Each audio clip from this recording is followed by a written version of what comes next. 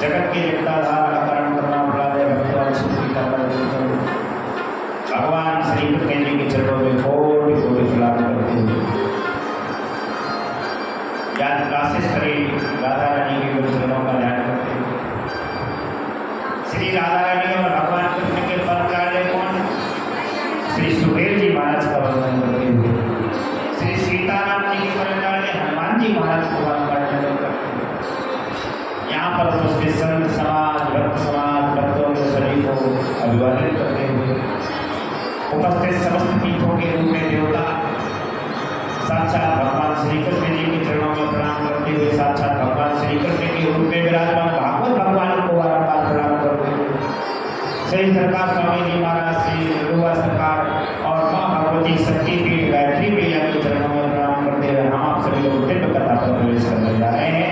एक बार जोर से जता रहे हैं बोल बोल वृंद भगवान की जय।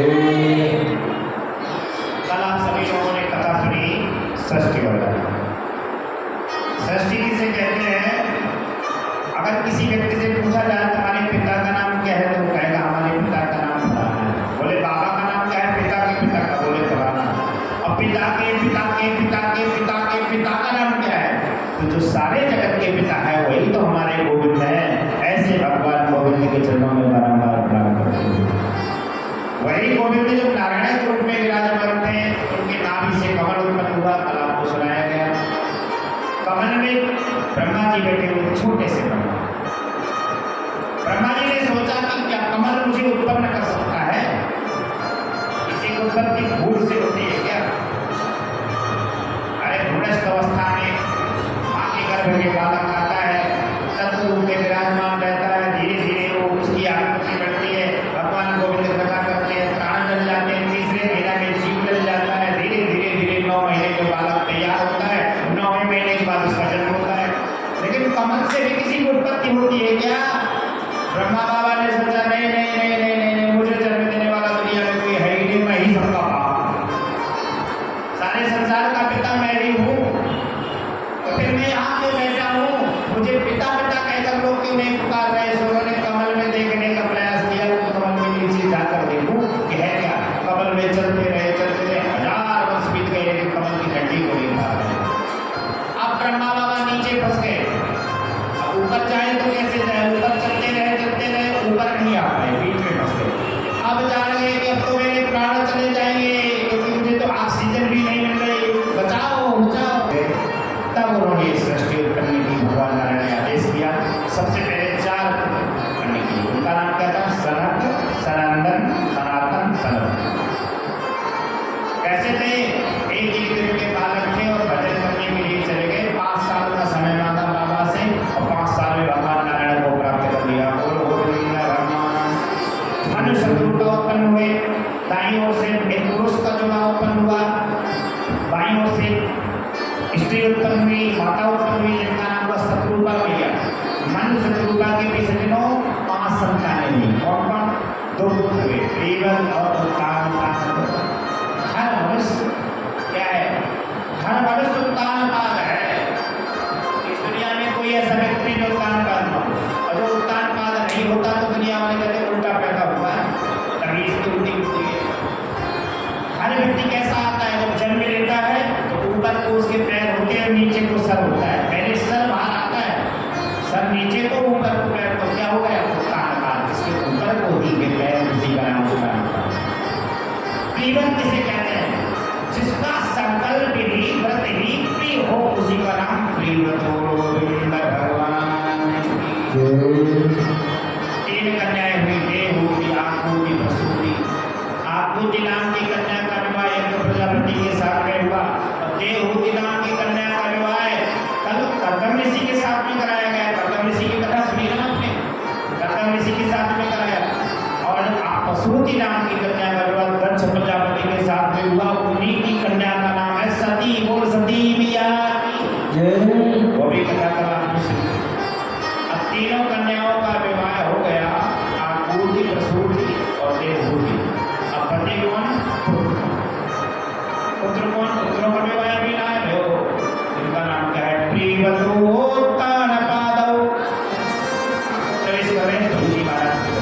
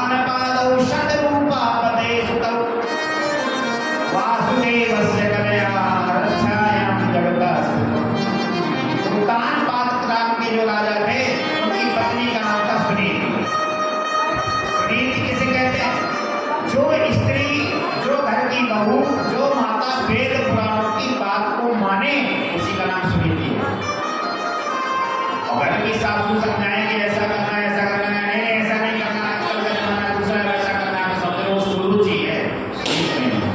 सुरुचि उसे कहते हैं जो अपनी रुचि से काम करें, अपने मन की इच्छा से काम करें, अपने मन से चलें, उसे सुरुचि। तो सुनीति नाम की पत्नी जिसके साथ में हो, फिर उसको सुरुचि लाने की क्या जरूरत है? सुरुचि की कोई आवश्यकता ही नहीं। तो पहले से ही विवाह हो गया था। एक बार राजा उत्तान जंगल में घूमने के लिए गए, बगीचे में उन्होंने क्या देखा है, गंधर्व कुमारी हाथ में गेंद लिए हुए कद्दू की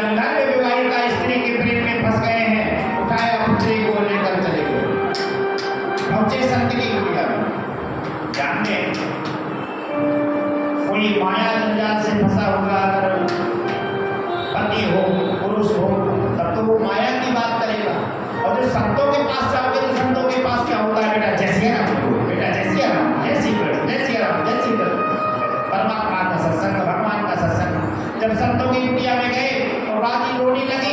माता सुनीति ने प्रणाम किया, महाराज के चरणों में प्रणाम। महाराज मुझे दोपहर का अन्न दे दो, मैं इसलिए यहाँ आए हो इस कठोर जंगल पर। यहाँ तो न पीने को जल है, न खाने को अन्न का दाना है, न पहनने को कोई कपड़ा है, न छाया में ढकने के लिए कोई छाया है कि कोई वृक्ष की छाया में बैठ जाओ, सूखे वृक्ष खड़े हैं। कैसे गुजर बसर करोगे? एक ना एक दिन तुम्हें भूख लगेगी तो क्या खाओगे? तुम्हारे प्राण चले जाएंगे। गर्मी लगेगी, गर्मी में तपोगे तो तुम्हारे प्राण चले जाएंगे। सर्दी लगेगी, सर्दी में शरीर को कैसे ढकोगे? तो ध्रुव जी महाराज ने क्या जवाब दिया कि जब दांत नहीं तब दूध दियो, और जब दांत दिए कछु और भी देगा, जब दांत दिए कछु और भी देगा। नारद जी से ध्रुव कह रहा है 5 वर्ष का बालक कह रहे जब हमारा दांत नहीं थे मेरे, मैं पेट के अंदर से बाहर आया था तो माँ के स्तनों में दूध बहने लगा था। ये व्यवस्था किसकी है? ये व्यवस्था भगवान की है। भगवान जानते हैं कि ये नन्हा सा बालक बाहर जाएगा, जब पेट के बाहर जाएगा तो क्या पिएगा? तो माँ के स्तनों से दूध बहने, दूध पी पी के बड़ा हो गया। और बोले जब बड़ा हो गया और बड़े बड़े दांत हो गए, सबने हलवा पकौड़ी कलाकंद बालूशाही खाने, पूरी पकौड़ी खीर खाने लगा। किसी को भोजन बना दिया, उसके लिए अन्न का दाना दिया, अन्न दिया। तो जिसने सारी व्यवस्था जन्म के पहले कर दी है वो परमात्मा मेरी रक्षा नहीं करेगा।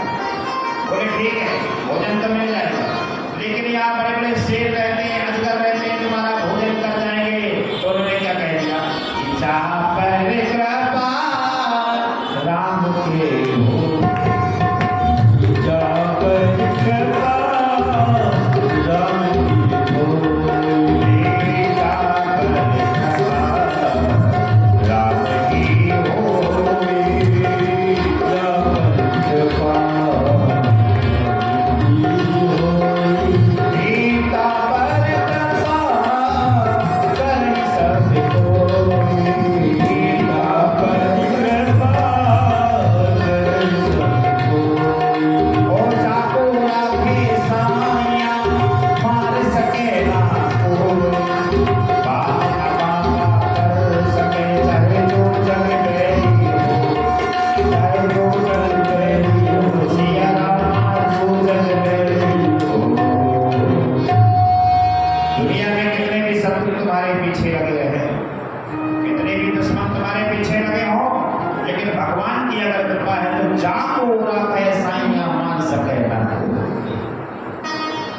गोलियां फेल हो जाती है, अस्त्र शस्त्र फेल हो जाते हैं, कारतूस मिस हो जाते हैं, यही तो भगवान की कृपा है। कोई नहीं मारा। नारद जी जान गए, अरे मुझे इतना छोटा बालक इतना ज्ञान का उपदेश दे रहा है, पक्का भक्त है भगवान का। नारद जी तो परीक्षा दे रहे थे। नारद जी ने सोचा मैं परीक्षा देकर देखूं ये पक्का भक्त है कि कच्चा। भगवान कहते हैं मैं भक्त को जब अपनाता हूँ, जब देख लेता हूँ ये पका हुआ भला है कि कच्चा है। क्योंकि कच्चे घड़े पर अगर आपने पानी डाला तो वो बह जाएगा, और पके घड़े पर अगर पानी डाला तो रह जाएगा। नारद ऋषि के चरणों में गए, बोले जान गए। नारद ऋषि ने हृदय से लगा लिया, मान गया तुम पक्के भक्त हो तो भगवान के, क्योंकि तुम्हें विश्वास है। नारद ऋषि ने कहा बुद्धि इच्छा ले लो, मैं तुम्हें चेला बना रहा हूँ। तुरंत बुद्धि इच्छा ले ली। जीवन में एक गुरु बनाना अति आवश्यक है। और एक समस्या और खड़ी हो जाती है, अगर गुरु कहीं ना मिले सच्चा, तो एक पत्नी तो अपने पति को ही गुरु बना सकती है, लेकिन समस्या खड़ी हो जाएगी उसका आदेश कहाँ तक मानेगी। बोलो गोविंद भगवान की। एक पतिव्रता स्त्री के लिए तो उसका पति ही गुरु है। नियम एक और होता है कि पति पत्नी एक साथ अगर एक गुरु से दीक्षा ले लेते हैं, एक ही ग्रंथ से, तो कहते हैं फिर भाई बहन का रिश्ता भी हो जाता है। बोलो गोविंद भगवान की। इस वजह से गुरु परंपरा में ऐसा होता है कि गुरु जी अगर किसी शिष्य को दीक्षा दे रहे हैं तो वो शिष्य अपनी पत्नी को वही मंत्र सुना सकता है। तो दोनों की दीक्षा एक गुरु से होती है। बोलो गुरुदेव भगवान। नारद जी ने कान भूखा दीक्षा दी ध्रुव जी महाराज को।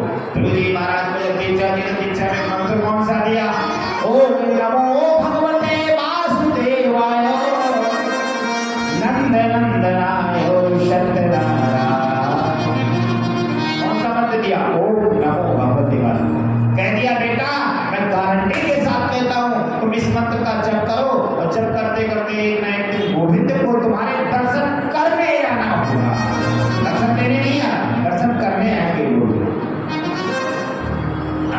दर्शन करें कोई विशेष बात नहीं है। अगर आप यूँ कहें मैं रोज मंदिर में जाता हूँ माता, रोज दर्शन करता हूँ, मैं रोज गायत्री मैया के दर्शन करता हूँ, रोज मैं पूजा करता हूँ, ये कोई विशेष बात नहीं है। जब भगवान ही तुम्हारे दर्शन के लिए लायक हो जाए, तुम एक दिन ना हो तुम्हारे घर पहुंच जाए, वो बहुत बड़ी बात होती है।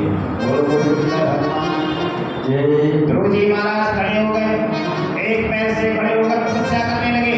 ओम नमो भगवते वासुदेवाय, ओम नमो भगवते वासुदेवाय, ओम नमो भगवते वासुदेवाय, ओम नमो भगवते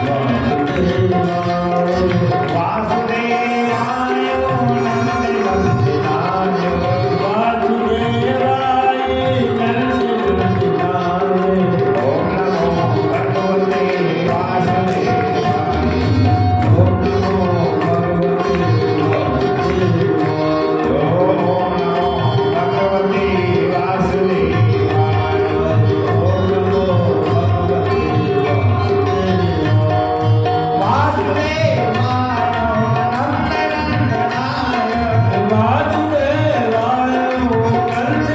नमः वासुदेवाय,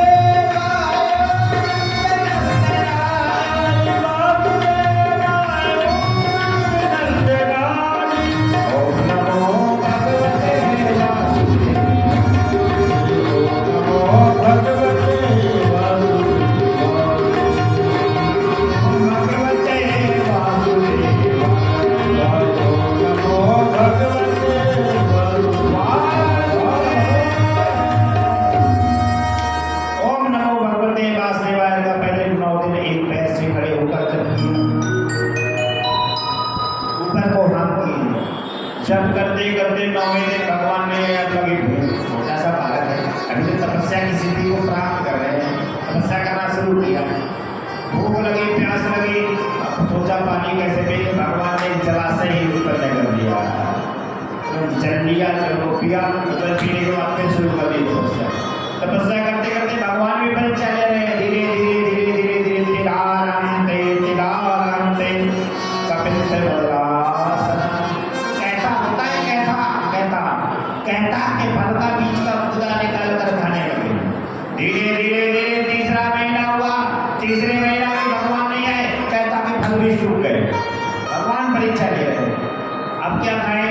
तो पेड़ के पत्ते जो डले हुए थे, पेड़ के पत्तों को चबाना शुरू किया। पहले हरे हरे पत्ते चबाए, फिर पेड़ के पत्ते भी सूख गए, तो पेड़ के सूखे पत्ते चबाने लगे। चौथे महीने तपस्या करते रहे, धीरे धीरे एक पैर से खड़े थे।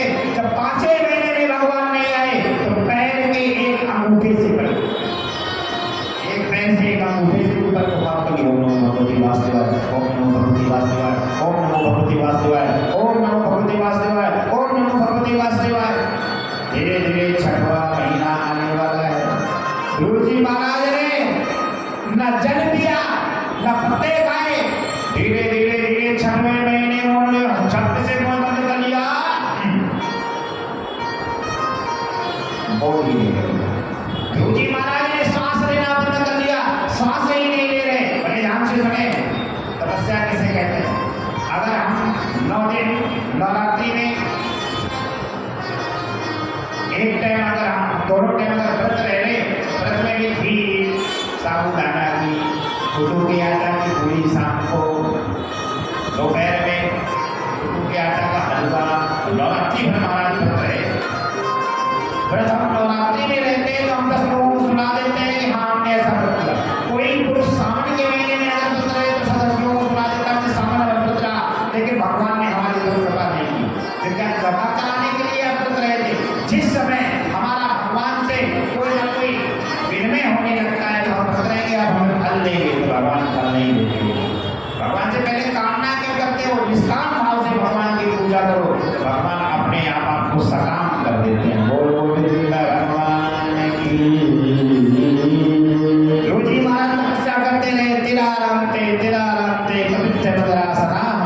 और तपस्या करते करते एक दिन क्या हुआ, जब इन्होंने मुंह को बंद कर लिया, पहले इन्होंने जल पिया, जल पीने के बाद कहता कि फल खाए, कहता कि फल खाना भी बंद कर दिया, पत्ते चबाए, पत्ते भी खाना बंद कर दिया।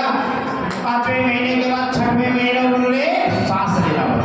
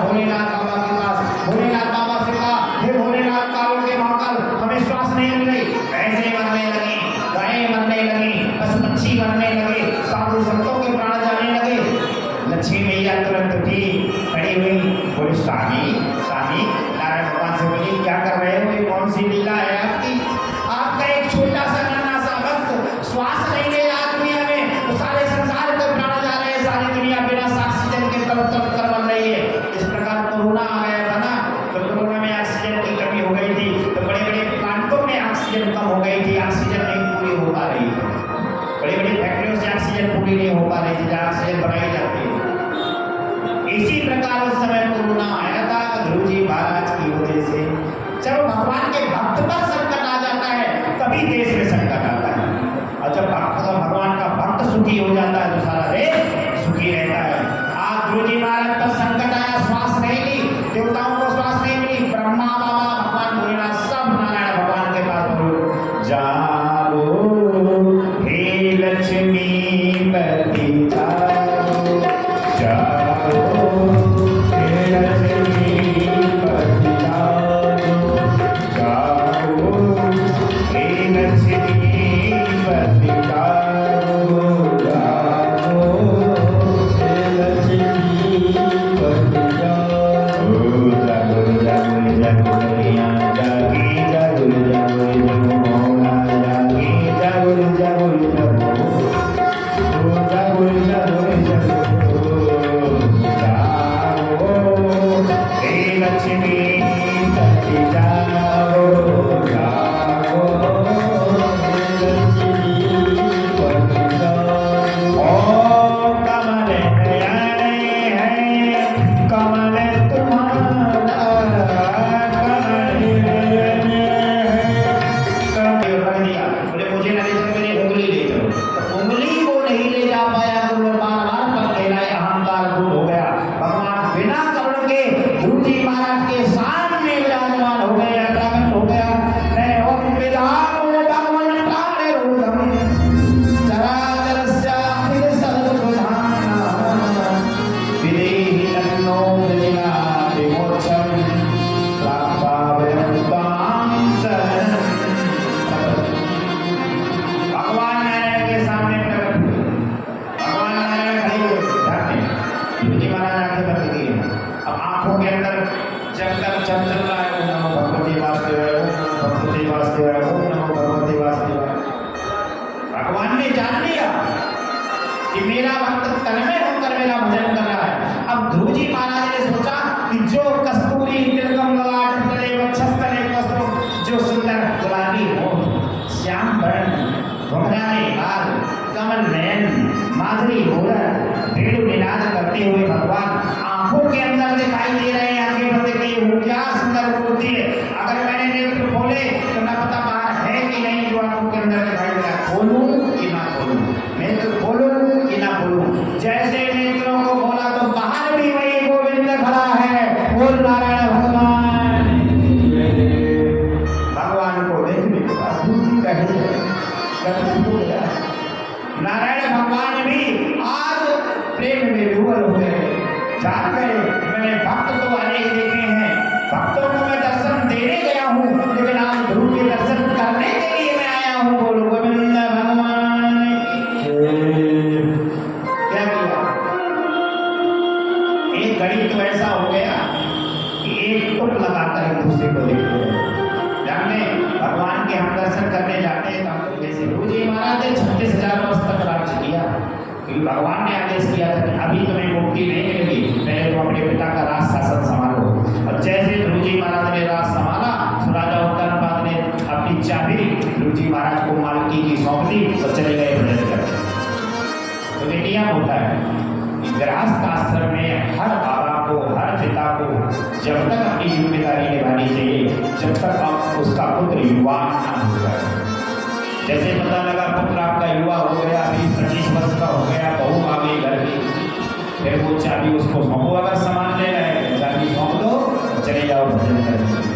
लेकिन आजकल विषम परिस्थिति है कि अब तो भजन शुरू कर दो, बोले महाराज अब तो चले जाओ, तीर्थ यात्रा करो, बढ़िया भजन करो, भागवत सुनो, कथा करो, आनंद लो। बोले महाराज बेटी का विवाह और हो जाए, बेटी का नासिक का और हो जाए, पर महाराज एक छोटी सी और है, उसको भी पाल पोस के बड़ा कर दें। धीरे धीरे ये माया बढ़ता रहता है रंग, और अंत तो कब्जा क्या हो जाता है, ये मनुष्य रिजेक्ट हो जाता है, रिजेक्ट मार्क्स। जैसे घर में फल रखे हों, ये बाजार में आप जाइए, शाम को फल खरीदने जाओ, 20 रुपया के 1 किलो से, 20 रुपया के 1 किलो से, 20 रुपया के 1 किलो से, क्योंकि सड़े हैं, पिलपिले हैं, सस्ते बिक रहे हैं। इसी प्रकार जब मनुष्य वृद्ध हो जाता है, हाथ पैर हिलने लगते हैं, सर हिलने लगता है, उठने की सामर्थ्य नहीं रहती, तब वो भजन करते हैं। तो अब समझ रहे खड़ी हुई, घुटना भी दर्द कर रहे हैं, बैठ भी नहीं सकते शरीर में। सज्जनों, कहीं भी चलते हैं तो चलने की सामर्थ्य नहीं रही, बोलने की सामर्थ्य नहीं रही। स्नान भी किया जाता है तो 2 बार अगर नहा रहे हैं तो सर्दी लग रही है, तरह तरह की बातें। और जब तक युवा रहा, पूजा पाठ करने लायक रहा, तब तक नहीं किया। अंत समय तो भगवान कहते हैं रिजेक्ट तुम्हारा, अगर हमें दे दोगे तो वही तो आपको भर लेंगे।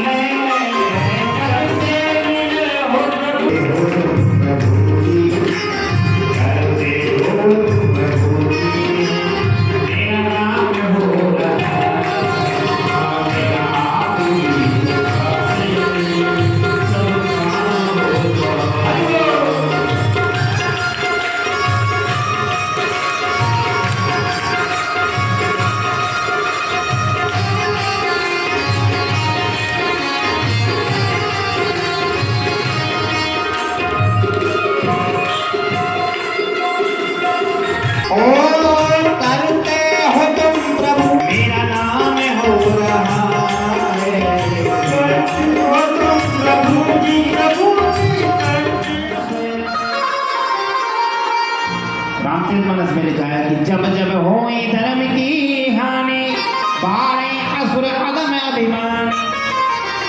महाराज, भगवान पशु का रूप धारण करके क्यों आए? इसका कारण क्या है?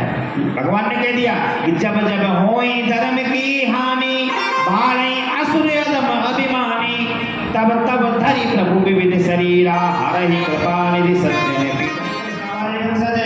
सज्जनों, सब देवता हमारे वंशज हैं, हम उनके वंशज हैं। क्यों? भगवान एक है, एको ही ब्रह्म द्वितीयो नास्ति। जात पात भगवान पर अगर देखोगे तो फिर भगवान कैसे? भगवान का जन्म तो भक्त से हुआ ही नहीं, वो तो प्रकट होकर आए हैं। न वहाँ कोई जात है न पात है, भगवान तो सबके हैं और हम भगवान के हैं। ये जगत पिता की कथा हो रही है, तभी तो आप यहाँ बैठे हैं। किसी संसारी की अगर कथा होती तो आपसे बैठते। बोल श्री नारायण भगवान। भक्त प्रहलाद का राज हो गया, भक्त प्रहलाद राजा बन गए और भगवान ने आशीर्वाद दिया, भगवान उनका ज्ञान हो गया। बाद में कथा थी गजेंद्र मोक्ष की। गजेंद्र मोक्ष, गजेंद्र कौन है? ये गज माने होता है हाथी, इंद्र माने होते हैं देवता। इंद्र के हाथी का नाम गजेंद्र है। दुख में सुमरन सब करें, जब कष्ट आता है व्यक्ति को तो दुख में सुमरन सब करें और सुख में करे ना कोई, और जो सुख में सुमरन करे तो दुख काहे को। जब कष्ट आया तो हे भगवान बचाओ, हे भगवान बचाओ, भगवान ने बचा दिया। जब बच गए तो हमने बड़ा प्रयास किया तब बच पाए, हमने ऐसा किया तब हमारे बालक को सफलता मिली। ऐसा ही एक हाथी था जिसका नाम था गजेंद्र। इसकी कथा क्यों आती है? इसकी पत्नी कितनी थी? 150 पत्नियां थी। कितने बालक थे? 300 बच्चे थे। जब 300 बच्चे, 150 पत्नियां, एक हाथी के, अहंकार आ गया। इतना बड़ा परिवार है, मुझसे लड़ने वाला कौन है? मुझसे तो कोई जीत ही नहीं सकता। परिवार का मत, धन का अहंकार, ऐश्वर्य का अहंकार, राज सत्ता का अहंकार मनुष्य को कभी ना होना चाहिए। नहीं, एक ना एक दिन वो नीचे गिर जाता है। यही गजेंद्र ने क्या किया? ये गजेंद्र एक बार भी सज्जनों प्यास लगी इसको, अपनी हथनियों को साथ में लिए हुए, 200-300 बच्चों को साथ में लिए हुए जंगल में तालाब को ढूंढता हुआ चला जा रहा है। कहीं कोई पानी पीने के लिए व्यवस्था मिल रहा है, कहीं तालाब नदियां नहीं दिखाई दी। चलता गया जंगल में 6 कोस दूरी जब अंदर घुस गया तो एक तालाब दिखाई दिया।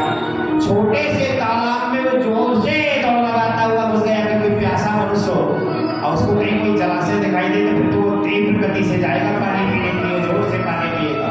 जब घुसा तो हाथी की एक पहचान होती है कि जब जल पीता है तो सूंड में जल भर के अपने ऊपर भी डालता है।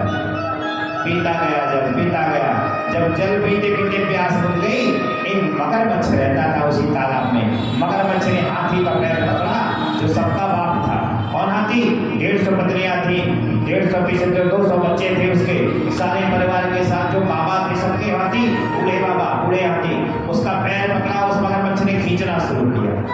हाथी ने सोचा चलो ठीक है, कोई तिनका होगा, मैं तो इतने बड़े शरीर का हाथी हूँ, एक फटकार लगाऊंगा सब प्राण चले जाएंगे अगर कोई छोटा मोटा जीव होगा।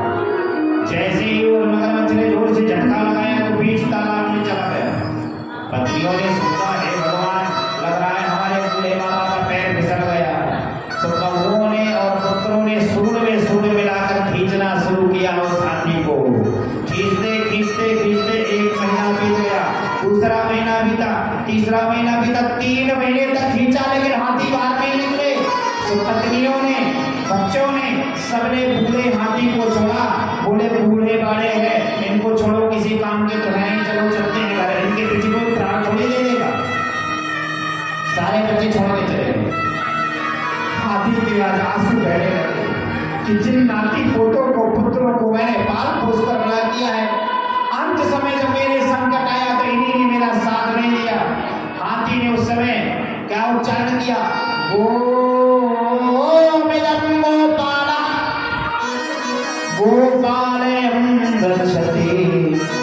गोपाल नहीं कह पाया, इंग्लिश में गोपाले जाना होता है, कमाने आना होता है। हाथी ने क्या कहा, गो। अगर गो कहा था तो भगवान को तो चला जाना चाहिए, लेकिन भगवान ने सोचा कि ये पशु है, पशु जब भी किसी का नाम पुकारते हैं तो एक ही अक्षर से नाम को संकेत करते हैं और बोधित करते हैं। जैसे गाय कहती है अपने बछड़ा को, ये तो नहीं कहती कि बेटा, क्या कहती है, माँ। बछड़ा क्या कहता है, माँ। इसी प्रकार हाथी ने कहा, गो। भगवान जान गए कि मुझे पुकार रहा है मेरा भक्त हाथी के रूप में, पशु के रूप में, बेचारा पशु बनकर आया है, तो गोविंद तो कह नहीं सकता, गो कर रहा है। तो भगवान उल्टा करके चले आए, गो माने जाना, कम माने आना, दौड़े चले आए। भगवान ने दर्शन दिए और गाय का अवतार किया, हाथी के प्राण बचाए। हाथी को किसी जगह प्राण बचाए, गाय का अवतार किया। बोले गजेंद्र मोक्ष वर्धन भगवान की जय, बोल राधारणी की। आगे हाथी का इसका परिचय दे दूं, हाथी को ऐसा क्यों भोगना पड़ा। हाथी कौन था? ये गजेंद्र जो है इंद्र का हाथी। बड़ी ध्यान से सुने, वस्त्रंत के में पहुंच रहे हैं। दुर्वासा जैसे महात्मा हमारे यहाँ पधारे हैं, आइए महाराज पधारिए। भगवान ने अपने गले की माला उतारी। माला और फूल का पूजन में चढ़े हुए माला का कितना महत्व होता है समझ लीजिए। माला उतारी, माला को पहना दिया दुर्वासा ऋषि को भगवान ने।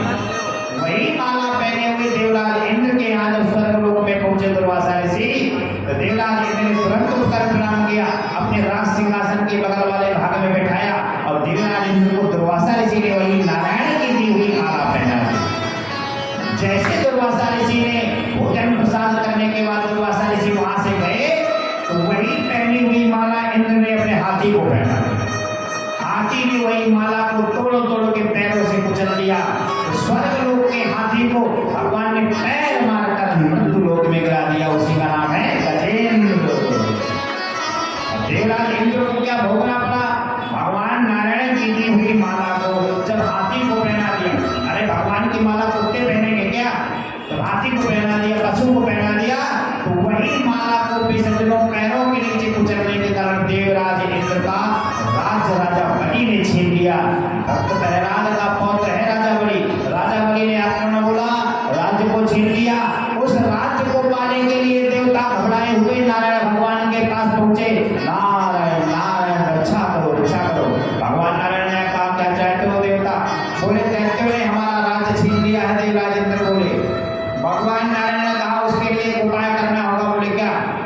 बोले समुद्र मंथन करो, उसमें छुपा है अमृत का कलश।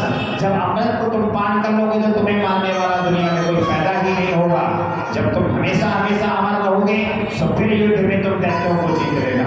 जैसे समुद्र मंथन हुआ किसनों, तो मंथन किया था अमृत निकालने के लिए। सबसे पहले क्या हुआ? विष निकल आया।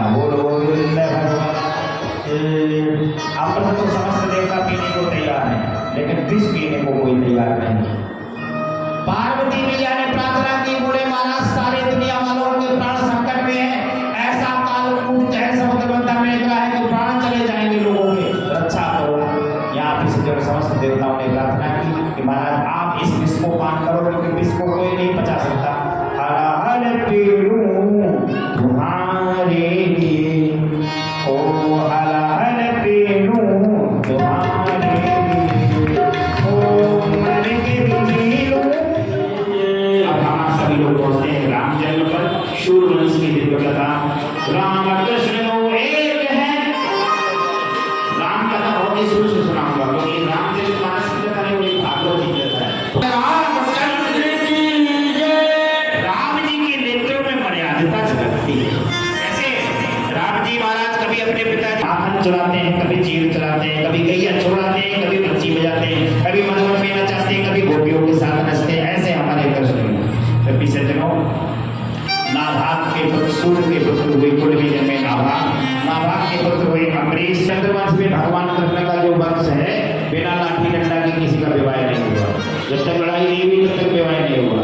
हमारा कृष्ण बन चुका है नीचे पीछे जनो इन्हीं के कुल में जन्मे। आज के नाम पुत्र का नाम हुआ दशरथ। बोल दशरथ जी महाराज की जय। दशरथ जी महाराज की उम्र कितनी हो गई? 65 वर्ष।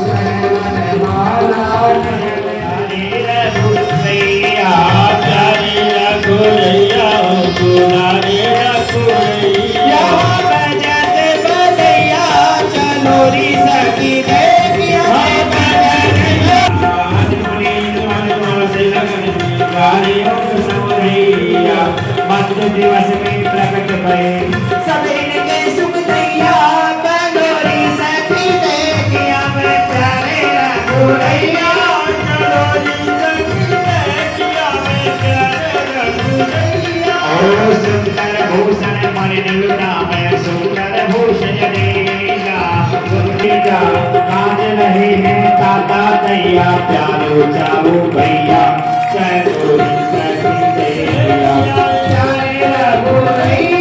चलोरी सखी देखिया। राम लक्ष्मण भरत शत्रुघ्न सुंदर जाओ भैया।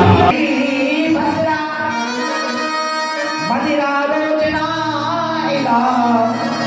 देवी कृपा आसन पत्निया आनक दुंदुभे। वसुदेव जी का विवाह किसके साथ में हुआ? कंस की बहन देवकी के साथ में। बोल देवकी मैया की जय। एक बार क्या हुआ, नाना उग्रसेन की पत्नी जब गर्भवती हुई, जैसे गर्भवती हुई विष्णु नारद ऋषि का आगमन हुआ। नारद ऋषि आए, नारायण नारायण श्री हरि। नारायण भगवान जैसे नारद जी पहुंचे नाना उग्रसेन के पास, बोले महाराज मैंने सुना है कि तुम्हारी पत्नी के बालक होने वाला है। बोले जी हाँ। बोले महाराज ये बताओ बालक होगा कैसा, धर्मात्मा होगा कि पापात्मा होगा? बोले तुम्हारा लाला जो होगा उसका नाम होगा कंसी इति हिंसायाम कंसा, जो जीव हिंसा करेगा रात में, धर्मात्माओं को मानेगा, साधुओं को सताने वाला होगा, भगवान से युद्ध करने वाला होगा, पापी होगा, अपनी बहन को सताएगा। नाना उग्रसेन ने सोचा जब ऐसा ही पुत्र होना है तो क्यों ना जन्म होते ही हम जमुना नदी में बहा दें। जब बालक का जन्म हुआ तो उसको जमुना नदी में पुरैने के पत्ते में बहा दिया। बोल गोविंद भगवान जय। एक बार क्या हुआ, वसुदेव जी के पिता थे सूर्य से भगवान संध्या कर रहे हैं। जैसे बड़े बड़े धर्मात्मा पुरुष होते हैं वो गंगा जी के किनारे भजन करने सूर्य में जाया करते, माला लेकर चलते हैं। भजन कर रहे थे, छोटा सा बड़ा क्या क्या करता हुआ रोता चला जा रहा था। सूर्य की नजर पड़ी, हे भगवान किसका पुत्र है, कितना सुंदर है, उठाकर गोद में ले लिया। चलो चलो, इनके माता पिता ने इनको बहा दिया है, मारना चाहते हैं तो मैं इसको बचा लूं। ले गए घर में बात पूछ के बड़ा किया। जैसे 5-6 वर्ष का बालक हो गया, कौन? कंस। कंस जब 5-6 वर्ष का हुआ तो कंस की और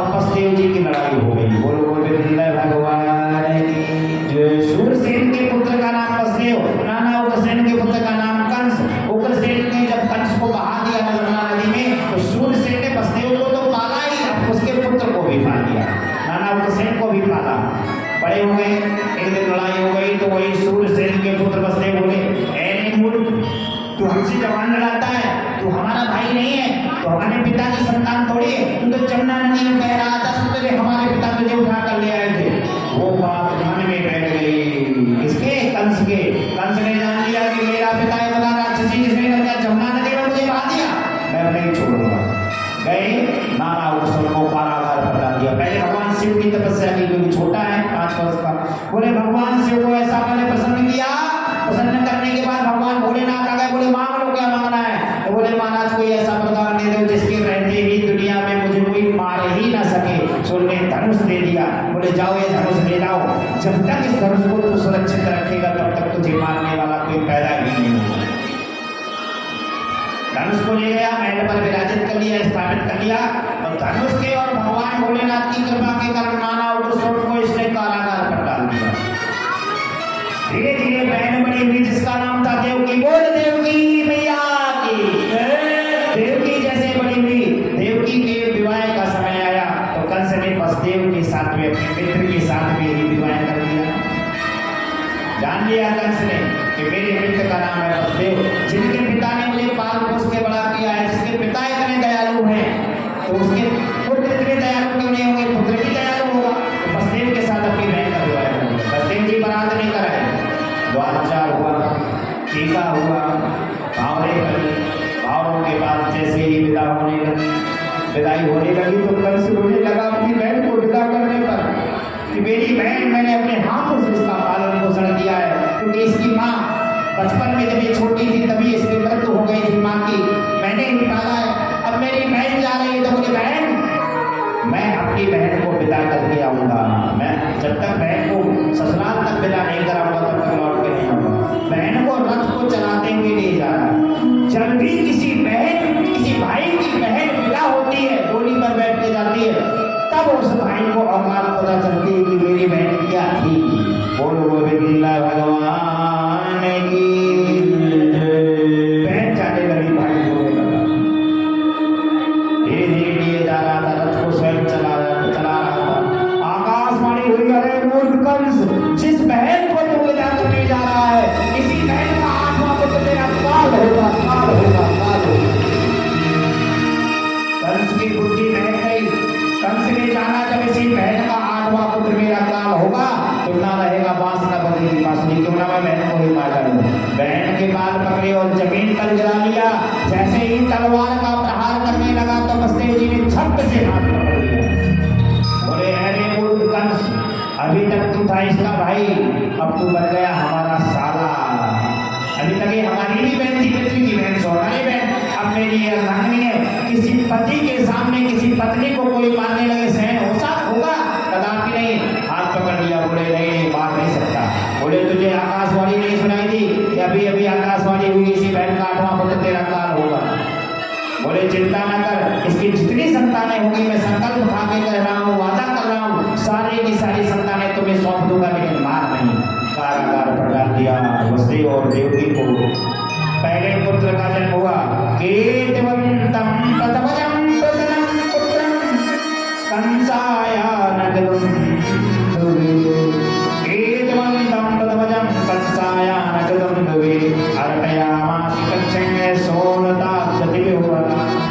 पहले पुत्र का जन्म हुआ, द्वारपालों को लगा दिया। द्वारपाल बोले महाराज की जय हो, हे दशरथ, आपके बहन पर, आपकी बहन ने पहले पुत्र को जन्म दिया है। कंस गया, पहले पुत्र को छीना और जमीन पर तय पटका उसके प्राण के लिए। बोलो गोविंद भगवान। दूसरे पुत्र का जन्म हुआ। दूसरे पुत्र को भी सैनिकों ने बताया महाराज की जय हो, महाराज आपकी बहन ने दूसरे पुत्र को जन्म दिया। दूसरे पुत्र को मारा, तीसरे पुत्र को मारा, चौथे पुत्र को मारा कंस ने, 5वें पुत्र को मारा, 6वें पुत्र को मारा, 7वें पुत्र के रूप में बलदाऊ दादा आ गए। कौन? जो त्रेता युग में राम जी के भाई लक्ष्मण बन के आए थे, वही द्वापर युग में बलराम बनकर आ गए। बोल बलराम दादा जय। भगवान बोले मेरे सगे भैया, अगर कंस को पता चला कि लाला का जन्म हुआ है तो इनको भी न मार दे। तो भगवान ने योग माया को बुलाया। माया आ जाओ देवी, हमारे भाई की रक्षा करो। तो योग माया ने क्या किया? कोई जान ही नहीं पाया कि 7वां गर्भ का जन्म हुआ है कि नहीं।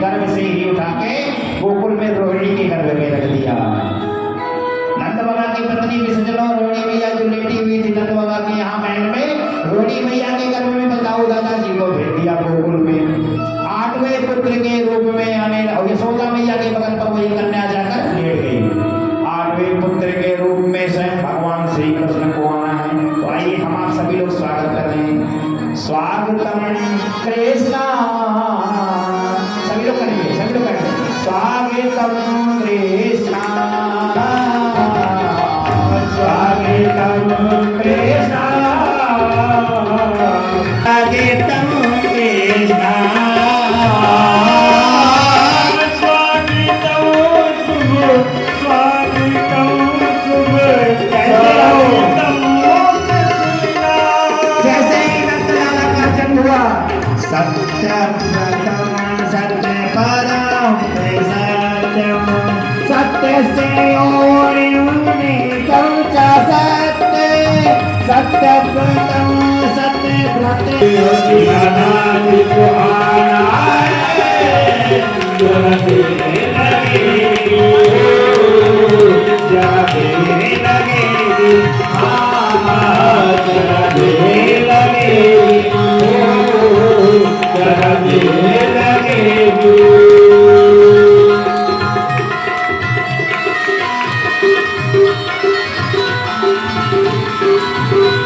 सफेद वस्त्रम सरसेरुहेक्षणम, सरसेरुहेक्षणम चतुर्भुजी रूप है। मैया से बोले मैं आ गया, बोले मैंने ऐसे नहीं मांगा था, लाला रूप में मांगा। पुष्प न फेंके, बैठ जाइए, ऐसे ही आपकी बधाई बजे को कुल में, बधाई बजे को कुल में, जय हो बधाई बजे को कुल में, बधाई बजे को कुल में, अरे हते रुक के लाल, बधाई बजे को कुल में, अरे हते रुक के लाल, बधाई बजे को कुल में, रत कुमार बने कुल में, रत बने गुला, बधाई बजे को, जानते पहले पुरुष बोलेंगे, बोलने के लाला की, अब माताएं बोलेंगे, माताएं नाक न कटाइएगा, बोलने के लाला की। बताओ आपसे कम है, नंद जुगे अखेना में तजे नहीं,